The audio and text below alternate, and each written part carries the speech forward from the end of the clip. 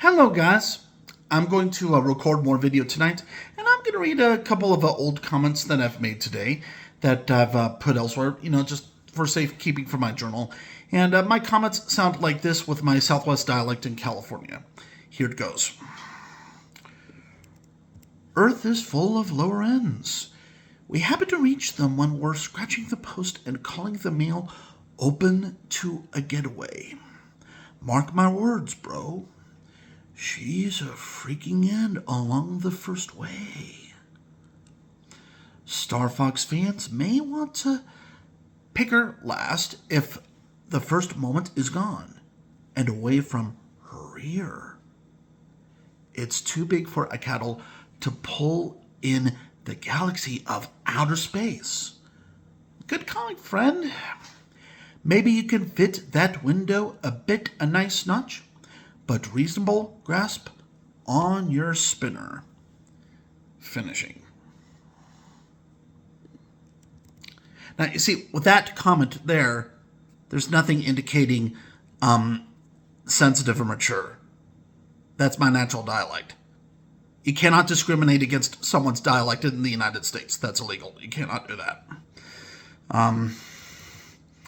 Yeah, you could get into trouble for that. So you could get into trouble in America if you say something like, "Oh, you cannot speak like you're from California." No, you could get into trouble for that. So you got to watch for that.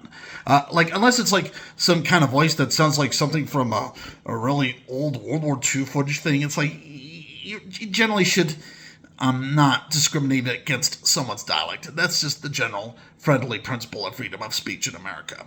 And my video will be a lesson about what it means to have freedom of language. Not just freedom of speech, but freedom of cultures, dialects, hints, styles, voice tones, motions, manners, or else otherwise we would be arguing which 2 plus 2 is the real 2 plus 2. I mean, we would be fighting ones and ones over zeros and zeros. It does nothing. Anyways, let me read my other comment, if I may find it here. It'll take me a sec. And here's my other comment. Okay, let me explain. If you turn my comment upside down, your computer will explode. Just let it be a comment. You know the drill. Okay. Now that is 1990s teenager talk in California. I mean, do you know that? I mean, that's like speech of a 12-year-old here in the state in the 1990s. I mean, you didn't know that? Wow.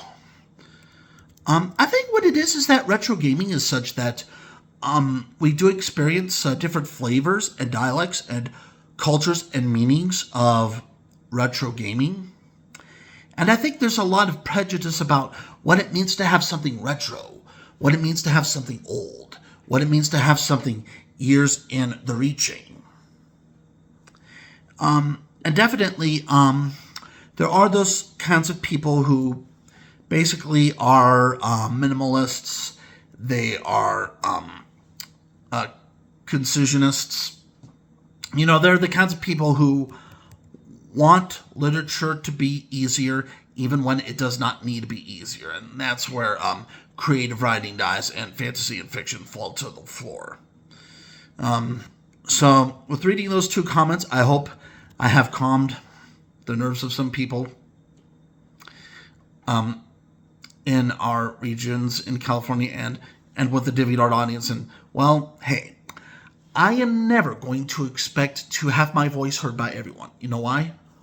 Only God has that right. For every other man, he's only heard by a few because he only has a few words like everybody else does. For that reason, popularity is redundant. And as a neighborhood vagabond would say in graffiti on a bathroom, my haters make me famous. Meaning that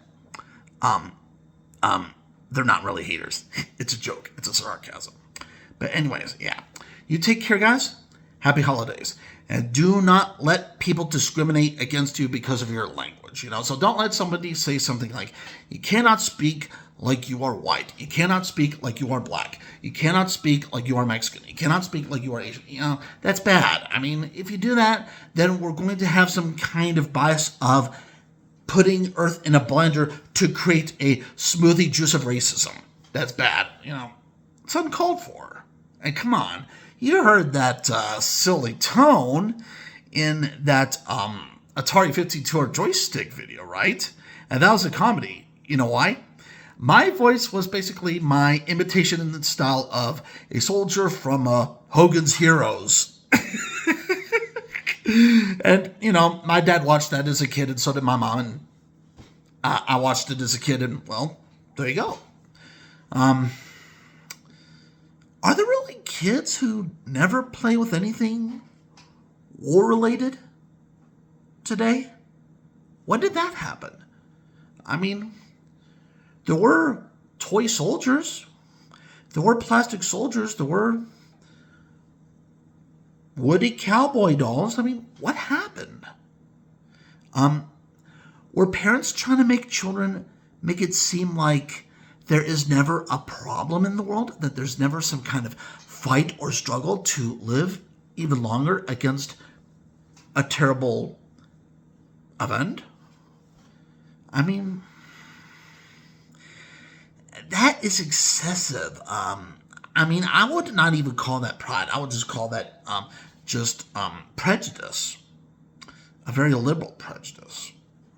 And just in case you know, in case you do not know, the Bible does give some important information on how conservatives have prejudice and how liberals have prejudice. So if you want to learn more about what prejudice means, studying religion is a very good way to start. So that way you don't fall into the trap of thinking that it's really easy to have a heart and always love each other. Because let's face it, even if you try to do that, people will eventually want to do something else, even if you do really love them. And keep that in mind. Let's be aware of what our propositions are instead of our romances alone. Take care. Happy holidays.